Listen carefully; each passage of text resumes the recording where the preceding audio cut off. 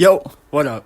Alright, so if you know me, then you know that recently I might have gotten a little bit inspired to get back into this whole content creation thing, chat it up with y'all a little bit. So today, I'm going to be talking about one of the things that interests me the most, which is WWE. So if you know me and I've ever talked to you about wrestling, you'll know that I had a little phase when I was a kid. I was like late elementary school, probably.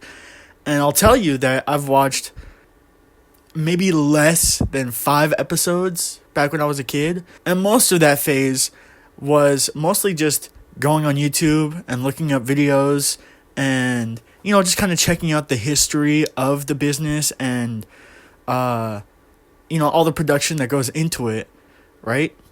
But now that I'm older, I think it was maybe like a clip or two. And I was like, oh, I remember wrestling. And I started watching videos. But then one day, I was in the laundromat. And I looked up at one of the TVs. And it was Raw playing. And I remember it was Rey Mysterio versus Kofi Kingston, right? This was around October 2024. It was promoting Bad Blood. And I caught myself watching that episode for like the 25-ish minutes that I was there. But what I really took in was when I was on my way out, I saw around 3 to 4 grown men, by the way, and they were just posted up watching the episode of Raw. And I thought to myself, if these guys could appreciate it, and I know for sure that they don't really consume much media, older folks, especially immigrants, if they do consume content, it's going to be content from their own country or in their own language. And wrestling doesn't really appeal to, even though it has world in the title, it doesn't appeal to that demographic specifically. But to witness them watching that episode and just being intrigued by it, it made me remember of my wrestling phase as a kid. And from then on, it kind of just snowballed. I watched more and more clips. Then I started watching YouTube videos. And I started watching podcasts. And eventually, it was the 2024 Crown Jewel PLE. I was at work.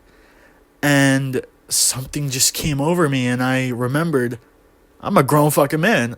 I make my own goddamn money. And so right then and there, I bought a subscription to Peacock. And I watched maybe like the last third of the show, right? And so I didn't really catch much of it, but from what I did see, which was, I think the reason I bought it was to watch Nia Jax versus Liv Morgan. And Nia Jax was one of the wrestlers that I really was gravitated towards, like this whole presence of her being like the force, right? And so from then on, I started watching more and more of the product. I had the Peacock subscription, so I said to myself, I already spent the money, I'm gonna watch the goddamn show. But from there, it really took me a little bit to kind of get into the groove of things, so to speak. Initially, I was watching clips, and then I started watching just a few episodes of SmackDown just to see, what was going on. And then I stumbled upon LA Knight. Yeah. So I started watching this LA Knight guy, right? And I see clips of him. I think the meteoric rise of LA Knight, I watched that probably initially I watched it like 2 times, maybe. Since then, I've watched it like an embarrassing amount of times. But I found out that LA Knight wasn't always LA Knight. So I went back to when LA Knight debuted as Max Dupree, and I kind of just kept watching SmackDown. I've always had a preference for SmackDown. Maybe it was, like I said, back when I was a kid, those maybe 5 episodes that I watched, they were SmackDown, definitely. I don't think I ever watched Raw as a kid. But I just kept watching SmackDown. And I watched this story unfold, and it just kept going and kept going. And eventually, one day I was watching SmackDown, and when all of a sudden there was no up next. There was no next episode. And I realized I caught up. Or at least I thought. So Peacock, the way it works is the television networks still have the rights to the show for a month and then they can put it on Peacock for, streaming. So I caught up with SmackDown. And by the time I did that, it was around, like I said, mid-December.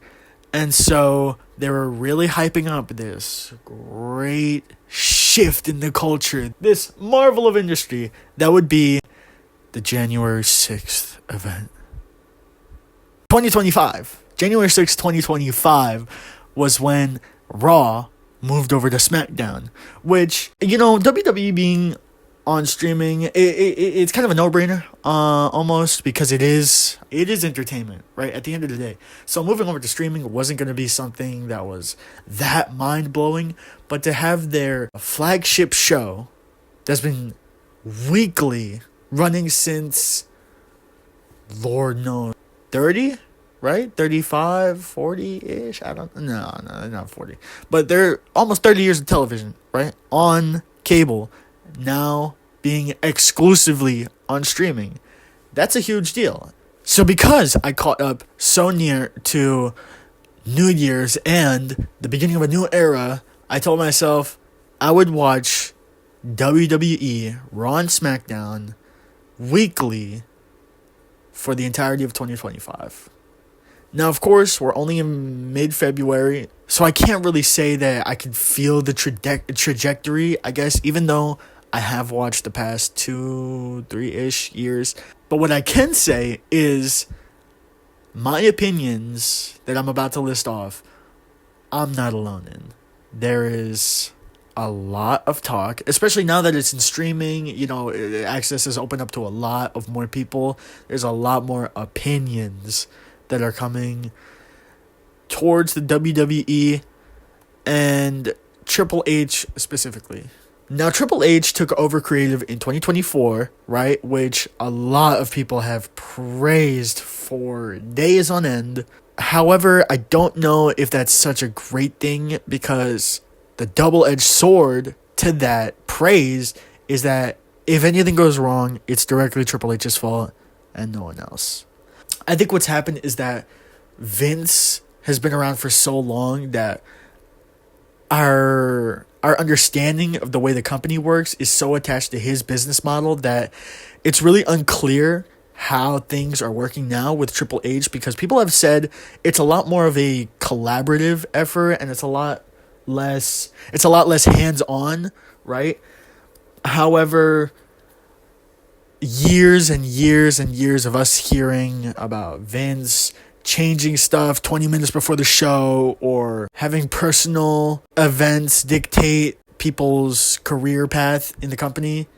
However, I think we've gotten to a point where the product has improved so much that it's an actual show now. And so people in the Vince era, the reality era gets a lot of shit for being shit. That I think it got to a point where people were just, the people that were tuning in week to week just got so, it made them numb, I think.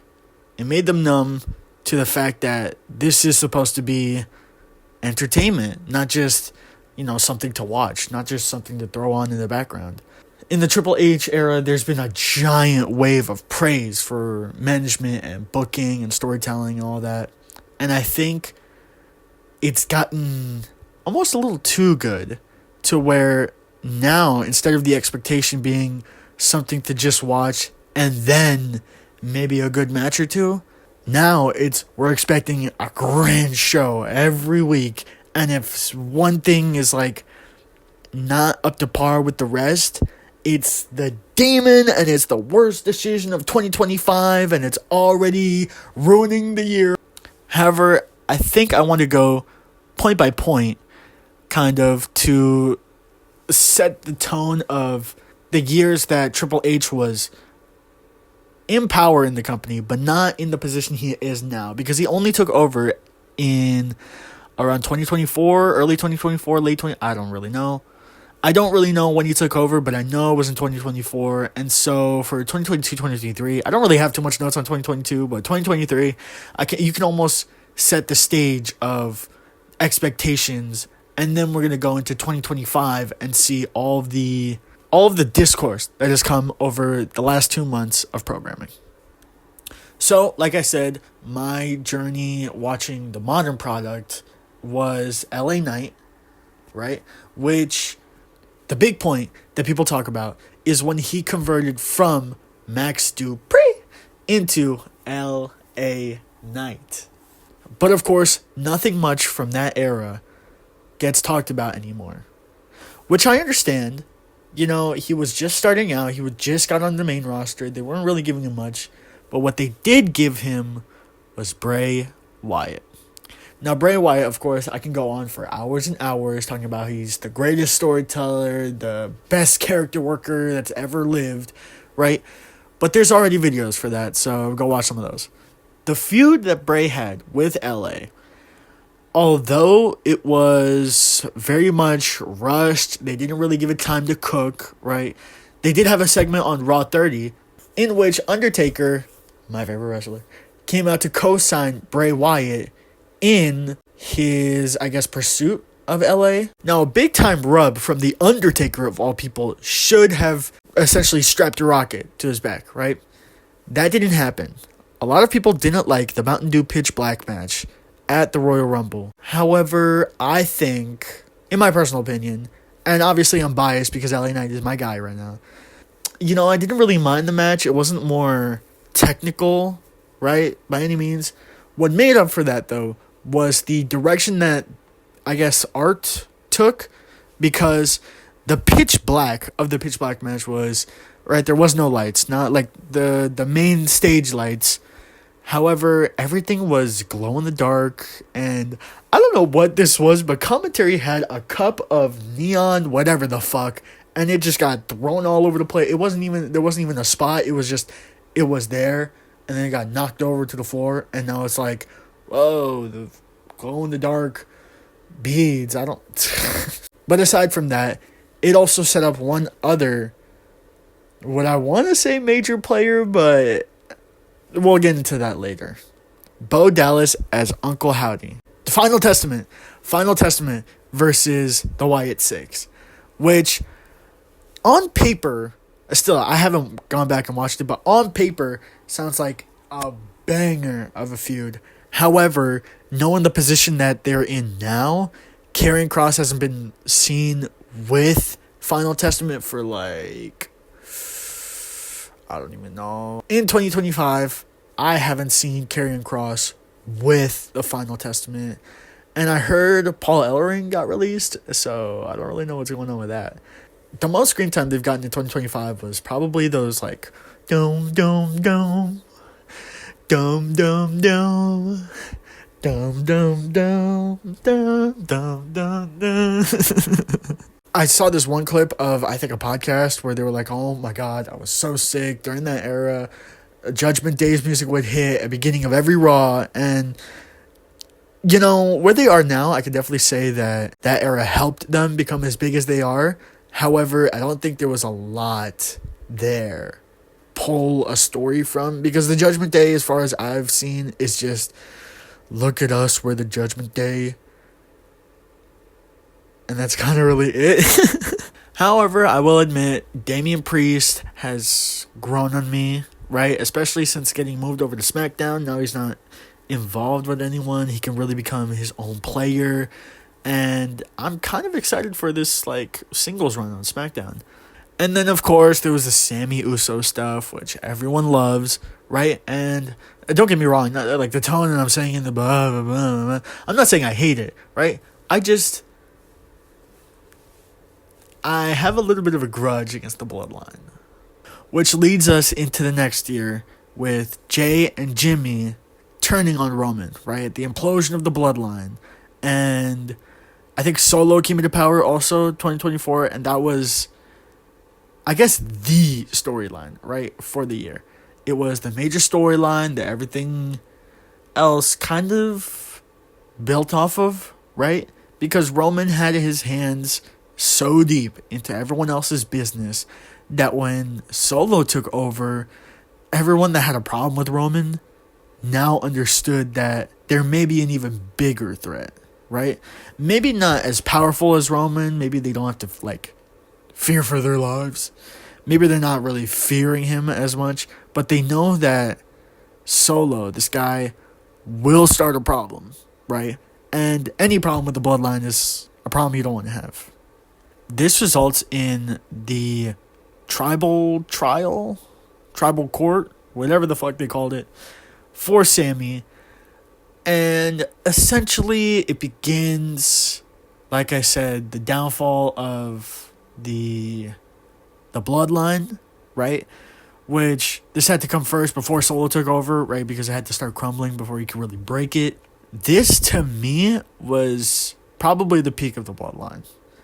And I think a lot of people would agree with me that this whole situation of Jay and Jimmy, because Jay and Jimmy have all had their problems with Roman, right? But up until this point, they've just been complacent, right? They fall in line, whatever he tells them to. Now that they're seeing Sami, who got close with them, became friends, joined their ranks, they saw how Roman treats family, right? They were blind to it because the blood that they shared meant that they were together forever. Forgive family by any means necessary. But this was almost more than family. Sami and the bloodline really shed a light onto Roman's actions, which almost forced Jay and Jimmy to turn their backs finally, right? We were all waiting for it, but we knew it wasn't going to happen until Sami came along. Until Sami started standing up for Jay, that they realized maybe we do deserve to stand up for ourselves. It was beyond this point where my grudge for the bloodline started to really boil over. After Solo takes over, then he gets Tama Tonga, right? Which I didn't particularly like. Then he gets Bachaloa. I don't really want to include Jacob in this whole bloodline stuff because he's actually a generational talent. It's unbelievable that purely because of his family, he had to be inserted into this dog shit storyline with dog shit players, with dog shit writing. That's besides the point. Now, initially, when it's Solo, Tama, and Bacha, this is where the contrast between these two bloodlines really shows itself, because immediately following a story of standing up for yourself, there's themes of family, there's themes of friendship, themes of loyalty. We now go into, I'm a bad guy and I'm gonna beat you up, and here's my buddies and they're gonna beat you up.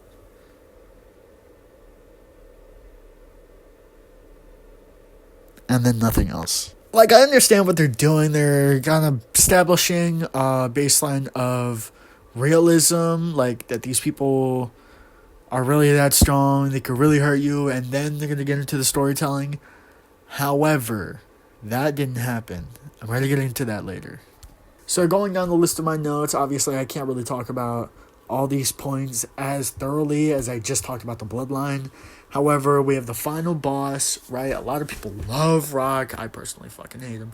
However, it's undeniable the effect he has, I guess, on old wrestling fans and new wrestling fans, which is both the targets that you want to hit directly, the super, super old, loyal fans, and the people who have never watched before. It's the same as Logan Paul, which I know a lot of people hate, like, genuinely hate. I think I remember seeing a sign where it's like, I'm booing not because of your work as a heel, but because I genuinely don't like, right? But you still can't deny the fact that the job is to perform, which Logan does, which that doesn't apply to Rock, all right? Rock. However, the job is to create interest and to get eyes on the product, which they excel at, which leads into Bad Bunny, which his match with Damian Priest, I've got to say, at Backlash, there's a lot of people who are super diehard about technical matches and, all these underground people that can, not say a word and they tell a whole epic, right? However, Bad Bunny came in with hella clout. I mean, just watch his entrance, right? With everyone singing his own song. Badass. However, he gets in the ring and he actually goes. Like, you can see he's almost leaning against Damian Priest in a metaphorical sense. But what he's able to get, even with using Priest as a crutch, was so incredible from someone that doesn't have any experience, hasn't wrestled. It was incredible watching that.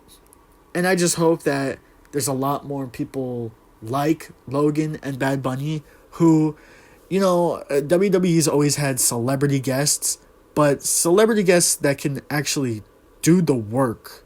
Because it's interesting not just to see, oh, it's the guy from Price is Right, he's hosting Raw.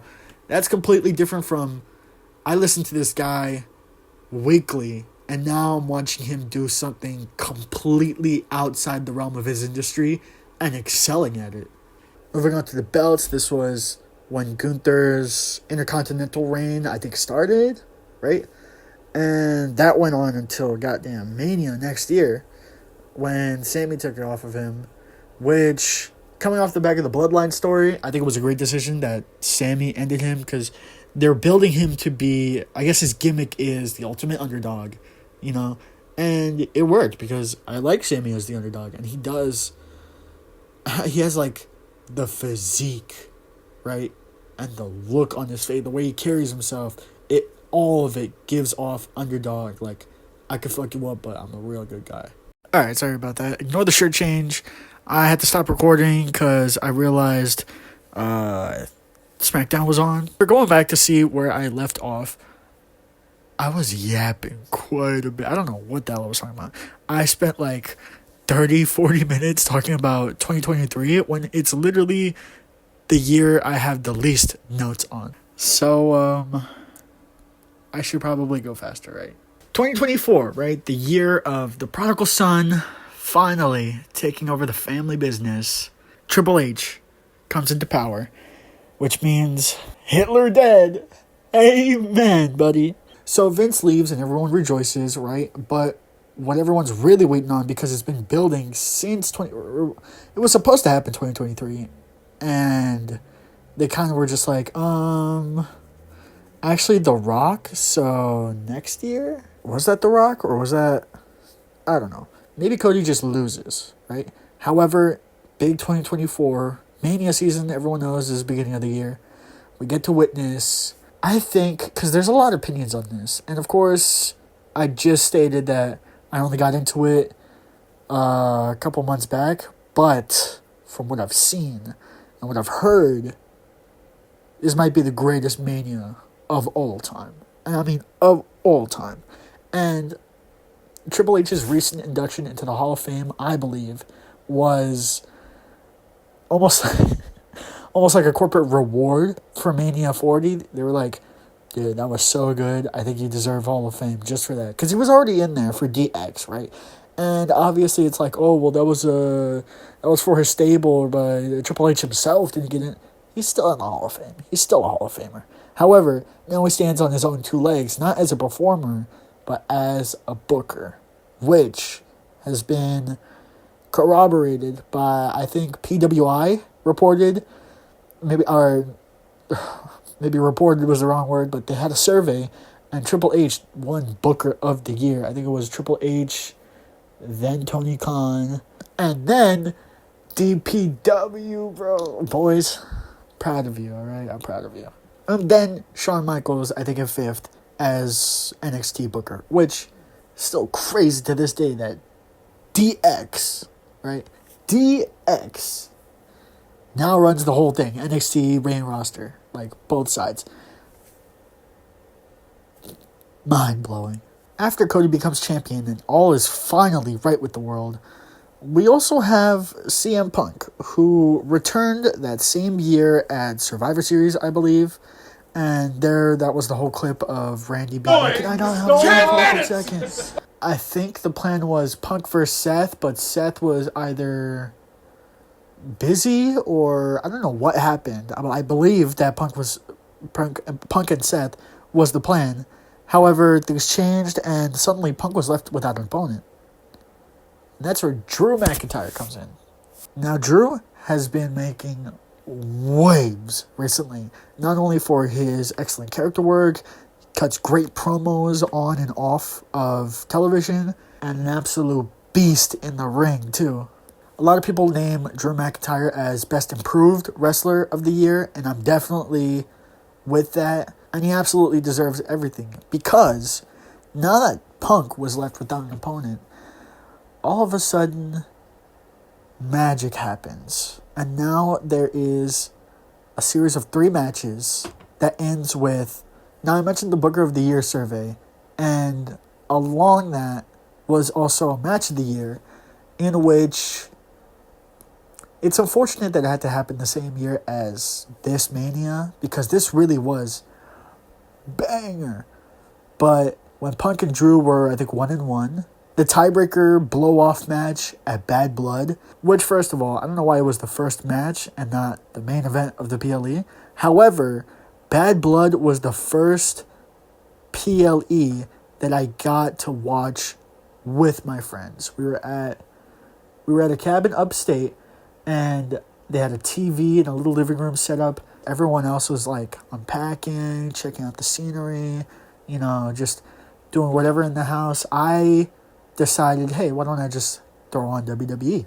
And because Punk and Drew were up first, I think that was really the hook that got my friends into wrestling, which I am eternally grateful to you, Punk and Drew. You have magic together.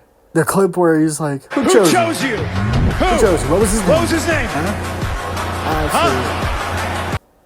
Banger. Hey, it was cinema, bro. That was cinema. Not only were the main event talent having great feuds, great matches, but the undercard was being worked on very heavily. And I wanted to bring up Bronson Reed and Carmelo Hayes. Bronson Reed, I believe he had his breakout match, which really propelled him to the top, was, I think, Last Monster Standing, Reed vs. Strowman. And while I didn't personally watch that match, I can just imagine, right? And that propelled him into his feud with Seth, which really got him on my radar, right? And then through that, he was able to be on the first PLE that I got to watch in its entirety, because remember, I watched Crown Jewel, but there was only like the last third. But the first PLE that I watched live all the way through was Survivor Series War Games. Now, a lot of people have complaints or maybe were uneasy with Bronson Reed joining the Bloodline, because what's the connection there? And there really was no connection. However, you can't really complain, right? That War Games match, although there were a couple botches, but there's always going to be botches, and a whole lot of people got injured just in that one match. The storytelling there was great. However, that only applies to everyone else except for Bronson on the Bloodline, because the story really wasn't there. He was just, I guess, another body, right? And if they're gonna just have another body to fill in the 5th War Games place, why not have it be someone that has a body that you'd like to see? Okay, pause. I'm cutting that out. But yeah, if they were gonna just have someone there, why not have it be someone who has a ton of presence, which there's very few people on the roster with more presence than Bronson Reed. And speaking of Bronson Reed's presence, God, his Twitter, man, he just doesn't miss, man. That's why I like people like LA Knight. And while I don't really like him, I'm starting to warm up a bit. Vic Joseph, I think, the NXT guy, because both of them pull out little phrases, right, that are just, when you watch a lot of WWE, you'll realize that the language that they use there is very, I don't want to say repetitive, but it's very much a range of words that you can use, right? And what I like about Knight and Vic is that every once in a while, I wish they turned it up a little bit more, but they would pull out phrases that a more youthful person would say, which just earlier today, I was watching Vengeance Day live, and there was a part where Cora Jade and Roxanne Perez, were, they were helping out each other out, the whole best friends thing. And then Cora whipped her into the corner, into Julia, and then running knee. And Vic was like, oh, and there it is, knife, back, right? And of course, Graves and goddamn Booker, they were like, that was an accident. That probably wasn't purposeful. And then Cora, like, literally shoves Roxanne out of the goddamn ring. And Vic says, oh, that was an accident. She just kicked her ass out of the ring. And for LA Knight, just the way he argues is a lot less, like, because WWE, the whole vibe is like, listen to me, I'm going to do whatever it takes, I'm going to dig deep and I'm going to beat your ass, right? But LA Knight is just like, bro, you're a goofy, man.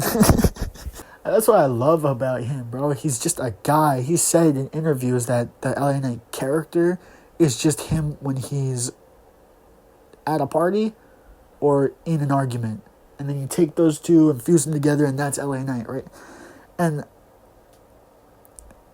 that little subtle realism really pulls you into the world a lot more than other tactics that they use, such as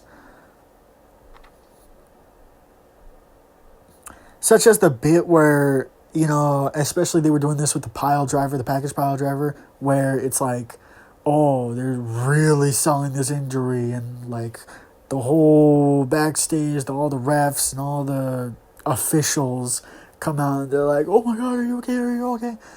And it's like, that kind of stuff can only get worse with time when you have someone in power as old as Vince, right? And so it really is just a matter of connecting with people that you're supposed to connect to. Because a 20-year-old and a 70-year-old writer can both write. I mean, it's a skill. However, if your audience is 45, then a 20-year-old and a 70-year-old, they're not going to have any idea what those type of people talk like, what they talk about, their attitude towards the world, the way they carry themselves, and things like cultural values and recent events that have shaped history. Those kind of things you just can't get with, I guess, research, because everyone's living at the same time. So you can't live a different part of your life than you're in right now.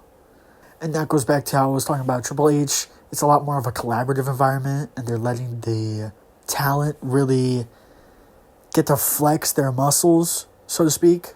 And I, for one, am so excited to see where this goes as Triple H, grows to trust his talent more and more and more, and the roster gets to pull off stuff that otherwise would have never happened. For example, Kevin Owens and Cody Rhodes earlier last year, they had a segment after... Actually, I think it was after Bad Blood. It was the infamous video of Kevin beating up Cody in, I guess, like the parking lot or some area where it wasn't a whole lot of people, right? It was just like, it was kind of like a balcony right here where all the people could see, and then like a row where the trucks were, and then that's where that happened. Stuff like that, and coincidentally, Kevin again, wow, he's surprisingly very revolutionary, is also the promos cut on social media or at home, right? Which is just anything that is the business, but it's just breaking tradition of, like, cutting a promo while on the way to the ring, or just in your car in the parking lot, or stuff like that. Or posting TikToks where you're, like, interacting with the other wrestlers, and, like, you're posting stuff as if it's coming from yourself, when really it's a part of the story. It's a part of the television. It's a part of the story. And that kind of storytelling is going to be... It's going to change the game. It's going to change the whole product. And I almost want to time jump and just skip to that era where it's normal to have essentially kayfabe back in a whole different way, right? Because before it was, if a news person, right, if a reporter asks, is wrestling real, you punch them in the face, right? And that's obviously not how we're going to go about things these days. But that doesn't mean kayfabe has to be dead completely. It just means the forms in which we portray the character are changing, right? The mediums are changing. And I'm really laying into this topic because it kind of just, when you're brainstorming stuff that has gone good this year, which I know that sounds bad, but it's one of those things where it's like, okay, maybe it's not a positive right now, but it definitely will be, and that's not something that you should take away. Mr. Hayes, Carmelo don't miss. So, of course, 2024, Carmelo Hayes was the first draft pick, and from then to now, I understand completely the story, which is, cocky new guy, just got to the big boy stomping ground, and now he's trying to, I guess, assert the same character that he was in NXT. However, it's not going his way, and the big players are a little bigger than they were in NXT. Maybe I'm not the top guy anymore, and, I'm just kind of like the new guy that kind of has to just go through the motions until I can be myself again. But Carmelo Hayes, again a victim of the stop-start pushes. He put on hella great matches, right? Carmelo Hayes, while maybe not everyone is into this whole cocky persona, right? You could definitely make a case for his in-ring work. Another big player that kind of broke into the wrestling, I guess, zeitgeist was I Believe in Joe Hendry. I believe in Joe. He does a little stupid ass. Although I never personally got into Joe Hendry. Like I said, I got into WWE because that's what I watched as a kid, right? I don't like to say it out loud because then it gives a wrong impression, but I am sort of a WWE purist. Like, I don't watch AEW, I don't watch TNA, I don't watch anything else but WWE.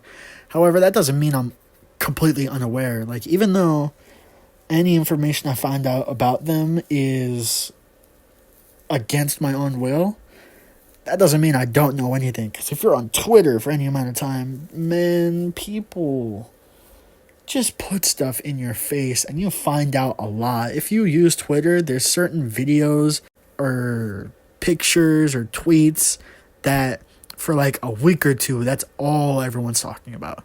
And then a new topic comes. It's like, it's weird. Twitter is like its own fandom. I don't know how to... We're getting off track. Joe Hendry made absolute waves, man. Like, impact. No goddamn pun intended. This guy is such a star. He showed up at NXT and then in the Royal Rumble. Well, the Royal Rumble wasn't as surprising because now we have confirmation that TNA and WWE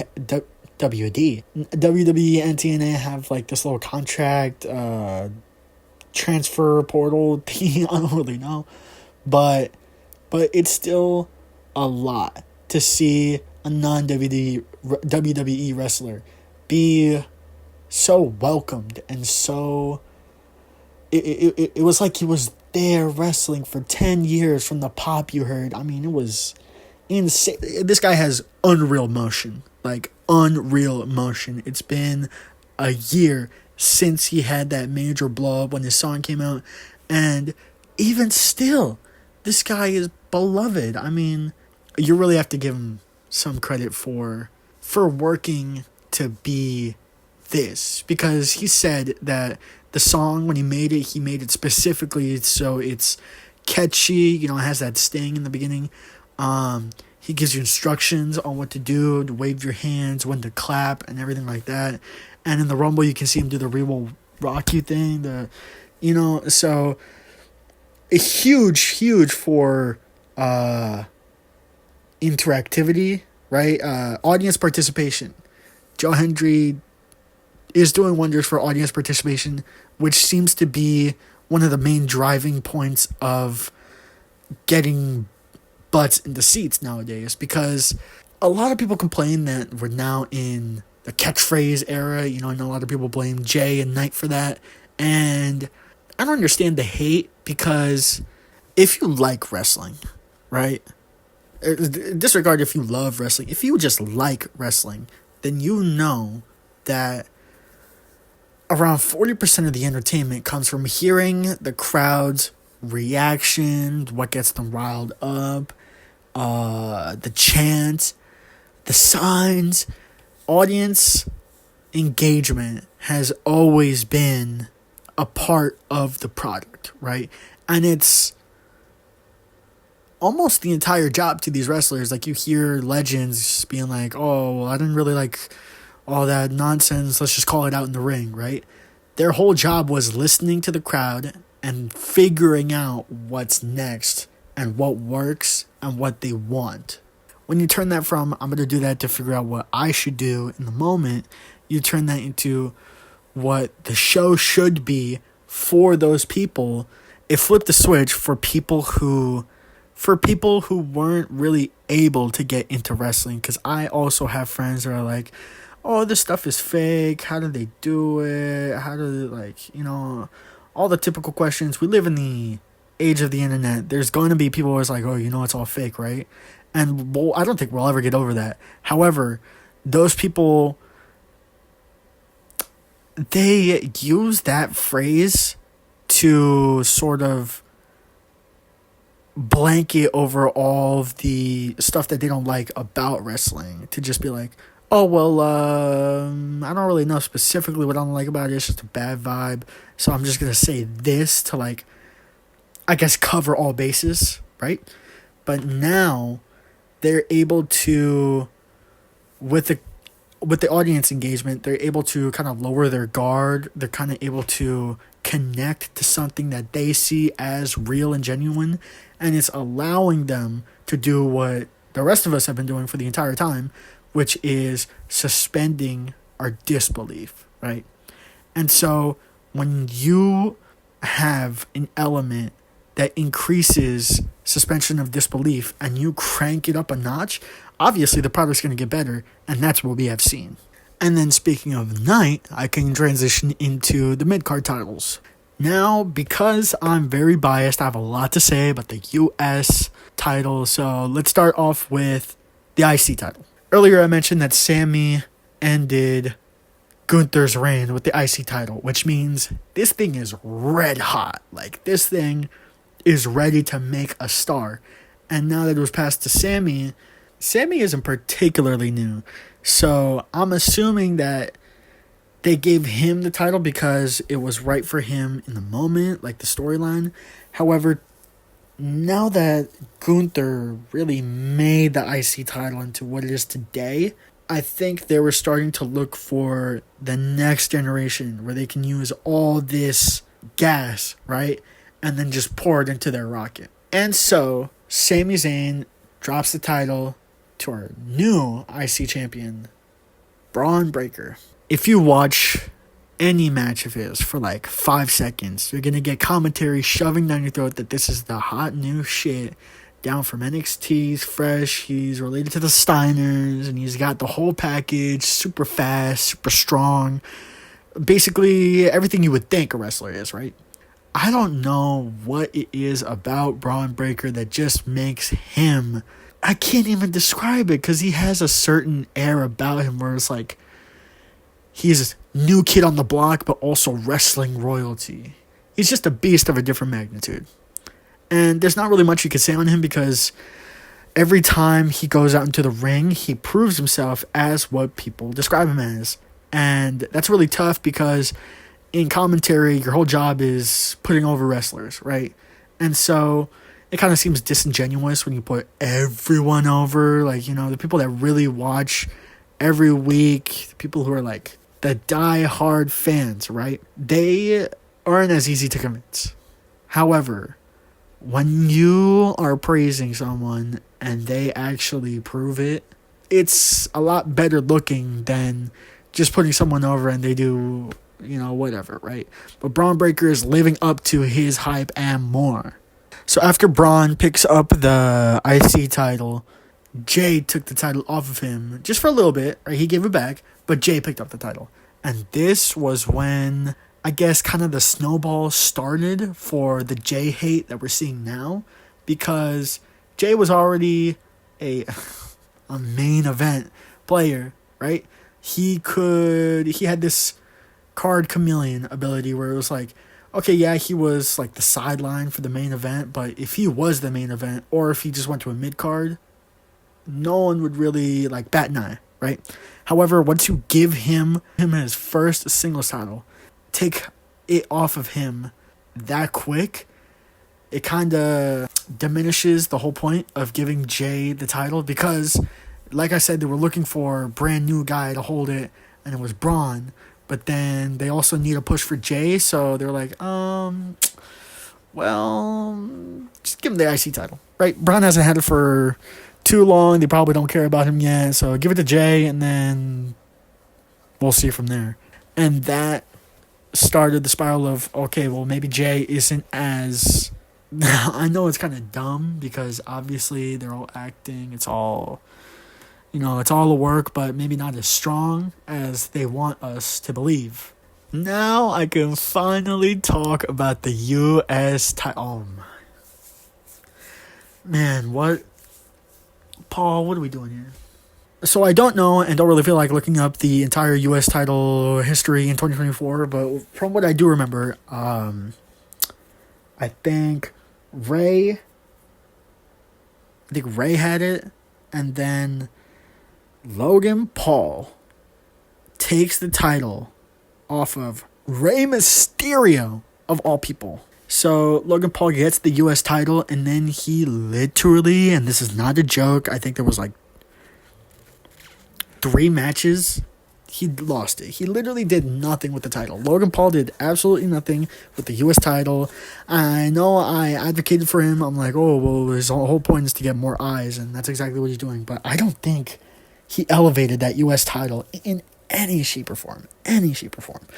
Even what recognizability it would have gained from Logan doesn't really transfer into interest for the people going after the title, if that makes sense. Which is what the title is supposed to do. It's supposed to make you hyped about who's in the running to win the title, not I like this title, and then whoever's holding it is just secondary, right? That's not how it works. However, after doing absolutely nothing with this, a certain knight from Los Angeles swoops in to save this lonely baby bird and nurture it into the bald eagle it was meant to goddamn be. I'm going to go ahead and look up the stats for this just to prove the point. Logan Paul defended the title twice. Once at Rumble and once at Mania. Now let's look up how many times Knight defended the title. Mind you, Logan Paul's reign was for 273 days, while LA Knight only had 119. Despite that, it says 7 successful title defenses, with the 8th being his loss.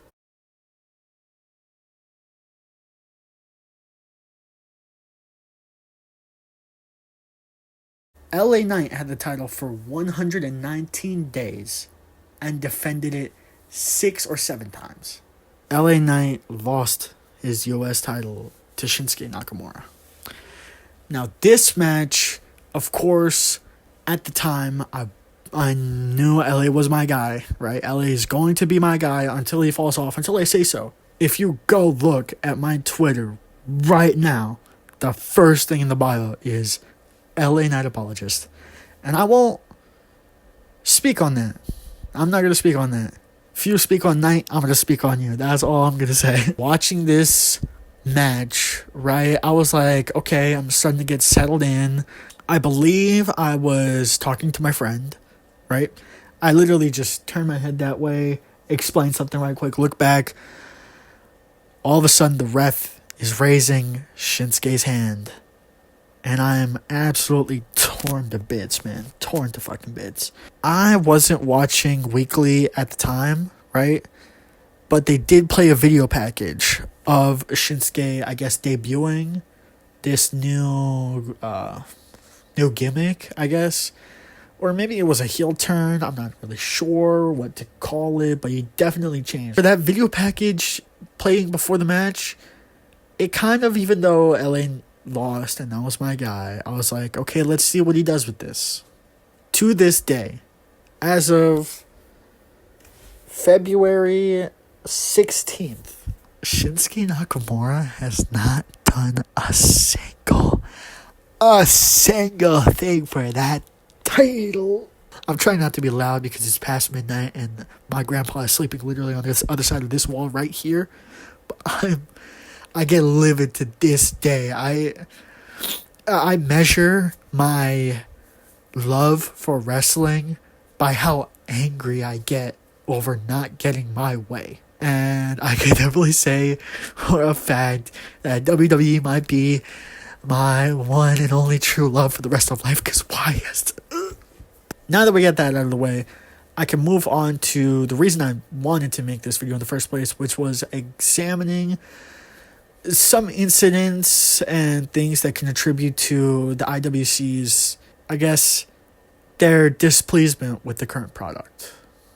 2025. It's been a month and a half about, and there are a lot of stuff that people are talking about. I tried to write my notes in chronological order, but obviously there's always room for error, so forgive me. However, first I'm going to start off with, even though personally I don't like him, I'm talking about the crowd, right? There's no Roman. Obviously, everything kicked off with the move to Netflix, midnight, December 31st, right? And then all of a sudden, Strange New World. And the first episode is January 6th. And we got Roman versus Solo for the Ulafala.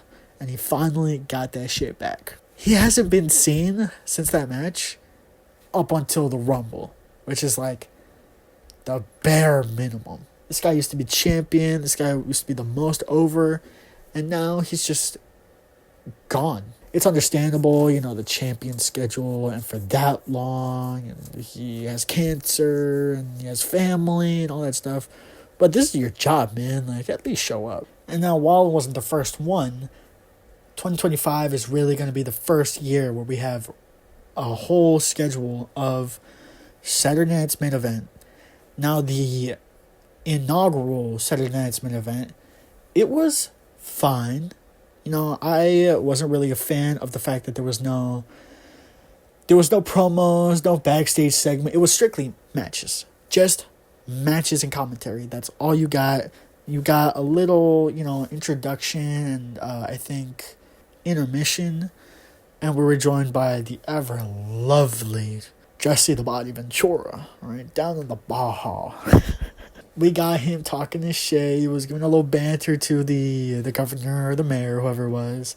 And, that stuff's always fun to see. It's fun to have old guys, not really involved in wrestling, but still treating stuff like wrestling. It's fun. It's fun to watch. Now, Saturday Night's Main Event is basically AJ Lee at the Rumble. We thought of something we would love, right? We'd love. And then people started sharing those ideas, and then that turned into, it's possible, so why shouldn't it happen, right? And that's a very dangerous mindset, because if you're constantly fantasy booking, then there's no surprises to you, and if it doesn't go your way, it's terrible and it's shit, which is like, how do you even enjoy the product at that point? Which is not to shit on fantasy bookers. I'm a fantasy booker myself. Who isn't?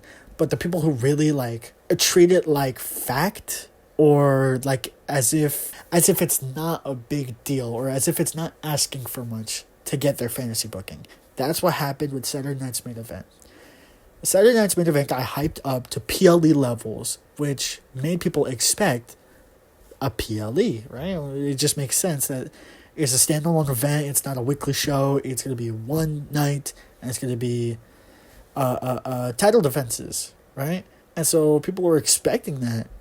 And what they got was every single day you go on, and every single day since that first Saturday Night's Main happened, you cannot escape the phrase glorified house show. glorified house show pisses me off, just the phrase saying it in itself, because it's implying that house shows are dog shit, right? Which is not the case. And it's implying that just because it's non-canon, that it doesn't deserve the love it gets for being the show that it was, right? Which is, it's like Logan Paul, again, the whole point was to get attention, so even if you hate it yourself, it's still doing its job. And it's kind of the same thing here, except, I don't know. It was just different. And especially because it was old and then we're bringing it back. This is the first one. It's getting all the hype. People just, they were expecting so much and they fell flat on their goddamn face. So the first Saturday Night's Main Event, it goes off without a hitch, except for the fact that literally everyone goddamn hates it.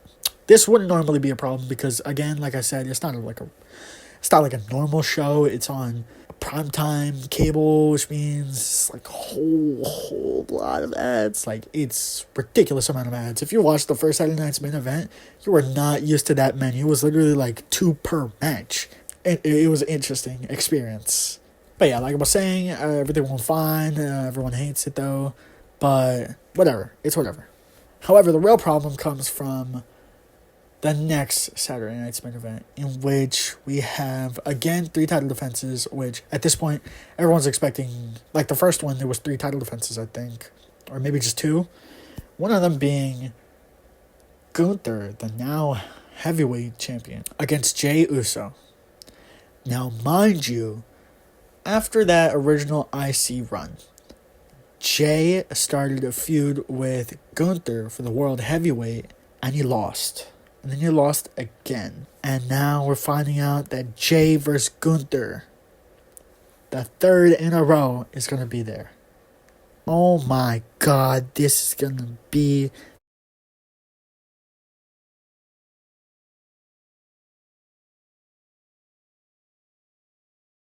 The week before the Royal Rumble, a Saturday Night's Main Event, Jey versus Gunther for the 3rd time happens, and Jey loses for the 3rd time.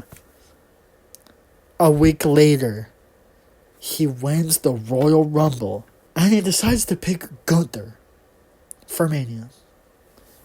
Put that into perspective, regardless of whether you were watching it live as it was happening, and maybe you had time in between to just accept. But if you're watching it back to back to back, Jey versus Gunther, loss.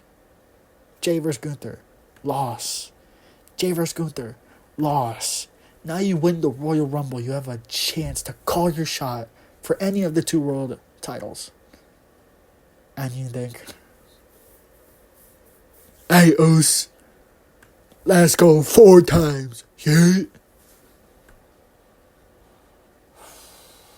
I don't know what to say. I really don't know what to say. Because it's just like, you don't even have to have an opinion to hear that and go, wow, that's stupid. Wow, that sounds stupid. Because it is. So now, not only is one of your biggest faces that you're trying to push, but also your World Heavyweight Champion, your Royal Rumble winner, and Saturday Night's Main Event, all buried. All of them buried by your decisions. It's hard to look at that and then be like, yeah, well, actually, we're in the greatest era of wrestling, believe it or not. It's weird. It's weird to think that. And now, speaking of Jey winning the Rumble, the other Rumble winner, yikes, man. So, Charlotte Flair, if you don't know anything about wrestling, all you have to know is that she probably thinks that being injured is gonna, like, hurt her reputation or her whatever the fuck. So literally every time she comes back from injury, she has to win something. And it's usually a belt. And this time it happened to be the Royal Rumble, which, let's go over that. Charlotte Flair came back from injury to win the Rumble, right? So obviously you're expecting, oh, it's the Rumble. Basically the inventor of surprise entries or surprise returns, right? The innovator for surprise returns. Yeah, that didn't happen. Charlotte got a vignette like a week before, or 2 weeks before the Rumble. It was something ridiculous. It just ruined the surprise. And a lot of people thought, okay, Well, they announced Charlotte, which means an even bigger return was happening, right? And I guess that was true. Nikki Bella, although Alexa Bliss got a bigger pop, right? She was really... Alexa Bliss was really the big return of the night. However, that's just Alexa Bliss. And she's probably going to go to the Wyatt Six, which means she's going to be basically a background character, right? Whereas Charlotte Flair, you ruined her return, but you gave her the entire Rumble. That doesn't make sense. It's improportional, right? It should have been Alexa got announced. It should have been like Nikki gets announced, and then Alexa Bliss, huge pop, and then Charlotte Flair, huge pop, and then Flair wins the Rumble. But just ruining her surprise and then giving it to her rubbed me the wrong way. Now, speaking of the Rumble, which gives you the opportunity to challenge for the 2 world titles, let's go back to the mid-card titles, because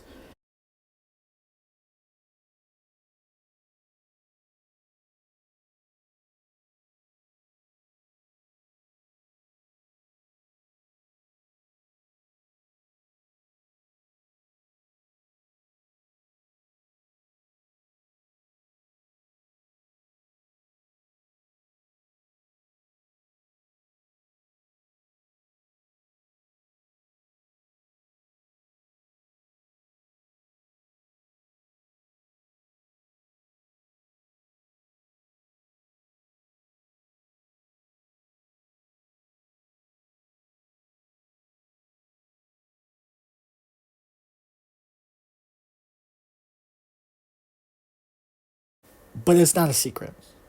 That went to show that they're aware that they're doing absolutely nothing with the Intercontinental title. However, just yesterday night, and Miz went at it for Contender to the US. That episode fixed the entire US title picture, because before that, Shinsuke was in the background, not even a part of, in the background of other people's backstage promos, and that was it. Now, saying that, obviously, I'm very hopeful that, because just yesterday, the US title kind of got fixed, right?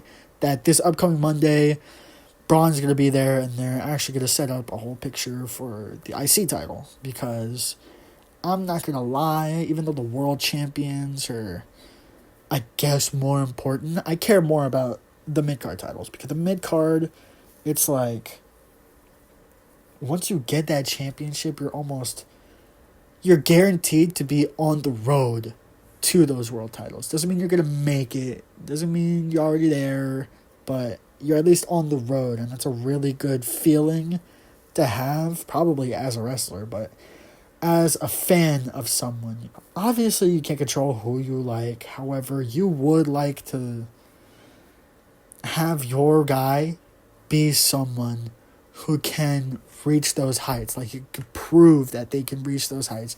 Because everyone can sit here and be like, oh, well, my favorite is so-and-so, and he could be a world title champion one day, and he can do this, that, he could win this and that. But having that believability and that assurance that your guy is here to stay, it's so much easier to stay a fan, right? And if that's the whole game, I guess, or if that's the whole point, to have people care about the wrestlers, then you should make them, you should have them established as, I'm not going anywhere, so you should be a fan of me, because I'm actually going to take you with me on this ride to the top, right? Not just, oh, like me because you're supposed to. And the last thing I want to, I guess, complain about is NXT men's division. What's going on, guys? Fellas, is there something going on? Right? Is there something that maybe people are doing to you, not letting you do? Like, people are withholding stuff away. I just want to know what's wrong, because why are the women dog washing your ass every goddamn week? Every single week. The women, like I said earlier today was Vengeance Day for NXT. I I thought it was gonna start at 8, right? Like SmackDown, like Raw. I was gonna tune in at 8 o'clock. Turns out it started at 6. Whoops! I only caught the back half, which was literally the last 20 minutes. The last 20 minutes of the PLE, and it was the NXT Women's World Champion Fatal 4-Way. Julia against Bayley, Cora Jade, and Roxanne Perez. That was some of the best wrestling I've watched, really, since I've started watching live. And I wasn't surprised. I really wasn't surprised. I made the commitment to watch Raw and SmackDown weekly. However, NXT was a weird one. Like, it just didn't really call to me. However, when I did start watching, I was like, oh, okay, I like this Trick Williams guy. I like this, blah, blah. But then as I watched more, I don't know, man. It just wasn't there. It just really wasn't there. Like, the storylines and the in-ring work, there wasn't a magic to it. The women's division, it's like they're draining all of the entertainment from the men and then just like consuming it for themselves, because the women tear the house down every night. And it's exhilarating to see that the next generation of call-ups is going to be something legendary, because obviously it's no secret wrestling has typically been male-dominated, right? And even though we're woke nowadays, it's really hard to tell if it was because of the time that they were trying to wrestle in or of the person they were trying to wrestle for. But women weren't respected at all. But I feel like that almost lit a fire under them. If you're being held down, you're going to have to be even stronger to get back up. Just not even to reach heights, but to just get back on your feet. It's a lot tougher. And so I think that formed calluses on the women that drove them way harder. And the payoff is being shown. And honestly, it might just be a thing of the brands, because I'm not going to lie, SmackDown is fine, right? But the Raw women's roster, oh my god, atrocious. I don't know what to say. They literally have no one except for Liv Morgan and goddamn Rhea Ripley. That's it. Now that we're talking about the NXT women's, I can move on to the list of good in 2025. So like I said, January 6th was the premiere of Raw on Netflix. And started off with a banger. Roman versus Solo for the Ula Fallout, right? Of course, that didn't go anywhere, but just the match in itself, oh my god, we were waiting for ages for that, right? And we also had Punk and Seth, which was supposed to be last year, but now that we're getting we have room for it to build, right, into the Mania match that we're all waiting for. And of course, in the Royal Rumble, the whole Punk, Seth, Roman angle, it's like they're the main characters, right? It's like, once you see that, you're like, regardless of what the real reason is, I think this is why I wanted to watch wrestling, right? But then after we finally got that match that we've been waiting for ages, now we're waiting to see what Solo does. And what he does is, the week after he loses, right, he comes out with the Bloodline. He grabs a mic. He forces a pop again, which... I should have added that to the list. A personal pet peeve of mine is this new wave of people overdoing the forced pop, right? Which is when the wrestler grabs the mic, they're standing there, and they're kind of just looking around, right? And then when they're ready to say something, they hold the mic to their lips, and then they don't say anything. And if it's like really, really bad, they'll like go like this. They'll be like, and then it's just that lull of silence. The reason that they don't say anything when they're going to speak, or they go to speak and then they like change their mind, is because in kayfabe people were interrupting him, so he was letting them do their thing. But really, it's like you're forcing that pop, right? Like, you're going to say something, and then you don't. So it's like, oh, well, I'm not going to speak because people are being too loud. but it's actually like in reality, you're like, okay, can you please interrupt me so that I don't like it. I hate it. Actually, it's not that I don't like it, it's that I hate it. Stop doing that shit.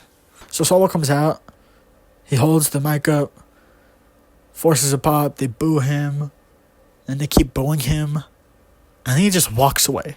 He doesn't go to the back. He goes through the timekeeper's area and then just walks out of the stadium. And then we didn't see him until last night, where he showed up in all white on Valentine's Day. Like, it was something, man. It was something. That white fit was something serious. But he comes back and he was like, I know I lost to Roman. You know how that feels like. And one more thing. Love you, Fatu. Hey, bro. One of the things of Solo disappearing that I didn't like was that Thomas still had yeah. But Jacob lost his catchphrase. And he wasn't the same until Yarami. But besides the point. Actually, not besides the point, because I did want to bring up Jacob Fatu. This guy, Drew, was most improved of 2024, but I think Jacob is going to steal this. Or if not most improved, breakout star of the year, because this guy is legitimately destined for greatness. Like, not just because of his blood, but what we've seen out of him in just a short amount of time that he's been on the roster. Oh my God, magic, bro. The Saturday night's main event where Jay lost to Gunther for the third time, what made up for that was Jacob Fatu versus Braun Strowman. And even though I wanted Fatu to go over, he still stood tall after the DQ, which is like essentially a win, right? Which is essentially a win, you know, they're just protecting Braun, so he doesn't have to eat a pin. But Jacob Fatu legitimately gets me excited for not necessarily the future of wrestling, but like the future just in general, but the immediate future, like the next couple months where he's gonna have matches. I just want to skip forward so that I have that library and I can just, you know, go through them back to back and just witness in-ring talent that is so hard to come by. That is just like, you have to stop and appreciate. And then on the women's side, I feel the same way about Chelsea Green. Now, I didn't get to mention this when I was going over the 2024 stuff, but at the end, they made a move that I think has been the best decision in a long time, which was mid-card titles for the women. Finally, we got the mid-card titles. Lyra Valkyria won the IC, right, on Raw. But the one and only U.S. Women's Champ, Chelsea Green. Bro, I love Chelsea. I just don't know what to tell you, man. It's just like every match, like her little, I guess her little emotes. I don't know. Like her body language. Oh my God. Excellent heel work, honestly. And like when she's in the ring and she's playing this cowardly champ. Oh my God, I love it. It's the best. It's actually the best.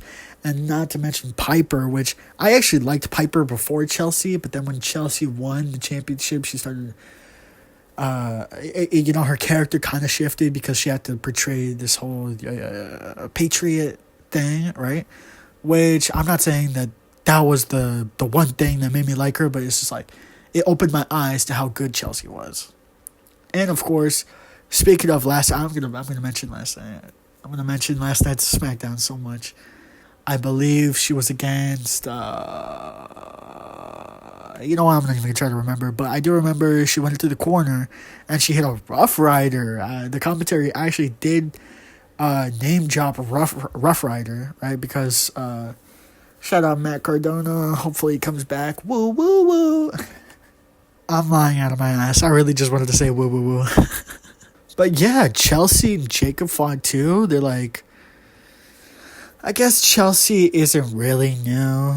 Maybe. I don't really know all the facts, but they're definitely the next ones up. I could tell you that much. Like, Chelsea is definitely ready for the main event scene. And Jacob, even though he's already technically been there the whole time, I'm just excited to see him stay in there and just like, do whatever he does, because honestly, everything that he does is entertaining. Like, let's just be for real right now. If Jacob Fatu hit one moonsault and then just laid there for the rest of the match, it would still be more entertaining than anything Shinsuke has done. And then my last note that I'm going to hit on, and I'm going to get you out of here, is the tag division is like thriving right now. Like, really thriving. We had DIY become champions. We had War Raiders. We had Motor City Machine Guns. I believe those three are like not new, but like relatively new. And then Street Profit. Oh my god! Just last night there was a vignette, and I believe at the Rumble, Street Profits came back and they were heel, bro. I'm kind of excited for heel Profits. I've never really liked Street Profits, but there's like this new attitude, it kind of got me hooked. And it's just nice to see that even though the mid card has to suffer, at least the main event and tag team wrestling are what seemingly have the focus now, and it's kind of a nice change of pace, because the tag titles have always been like the lowest on the totem pole. Tag wrestling doesn't really get the respect it deserves, but it seems nowadays, especially because we have a lot of guys that were, super popular on the indies and NXT and stuff like that. There's almost like a whole different vibe of those like underground indie guys, and bringing them straight into WWE to, I guess, not only have them be lifted up into WWE, but also so that tag division can almost be molded by just having those guys in there. Because if they're working a lot better, then if everyone else just stays the same, then it looks bad on them, right? And then they get all the glory. So it invites really healthy competition, and it's going to be unfortunate when the pendulum swings back the other way and tag wrestling falls to the wayside again. But at least for now, there's hope that there could be an equal balance of the main event, the mid-card, and the tag division. And the women's division, fuck, man. I'm a misogynist. Fuck, maybe I'm not woke, man. Maybe I'm not woke like I thought. But enough rambling. I know you guys see the timestamp, it's making its way to that left side. You're probably scrolling on the side, looking for other videos to watch after this one. But I wanted to thank you for sticking around, because this is really, as you can see, this is the first video I shot in months. It's going to seem like this is my midlife crisis of, I've always wanted to do something and I'm a bum, so let me start YouTube, right? But again, I have made those vlogs with the guys, the boys, both. Pause, bro, pause. Most YouTubers at this point would say, like, subscribe, hit the bell. But really, what I'm going to ask of you guys is just spread the word, That's going to be your favor to me, and my favor to you is making these videos. So I'm looking around and saying, I don't know, and stuff a lot. So I think I officially ran out of stuff to say. So with that being said, please watch another video if you would be so inclined, and thank you for watching. Bye.